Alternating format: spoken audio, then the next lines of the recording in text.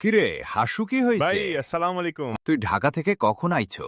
চলো পুকুর পাড়ে বসে কথা বলি। ওরে ভাই, তুমি তো এমপি হয়ে জুলাইয়ের কথা ভুইলা গেছো। না রে ভাই, জুলাই আমাদের জুলাইয়ের কথা ভুলতে পারুমো না।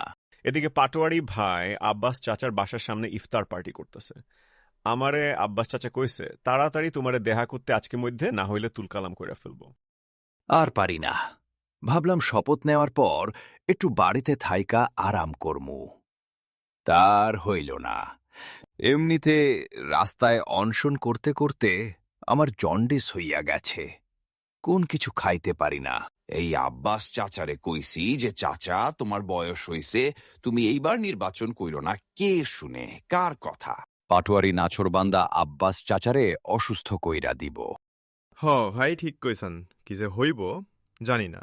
তাড়াতাড়ি ব্যাপারটা দেখেন। ঠিক আছে, তুই যা, আমি দেখতাছি কি করা যায়। আর মিশু কই? ও আইলো না যে? মিশু পাটোয়ারি ভাইয়ের ইফতার পার্টিতে গেছে।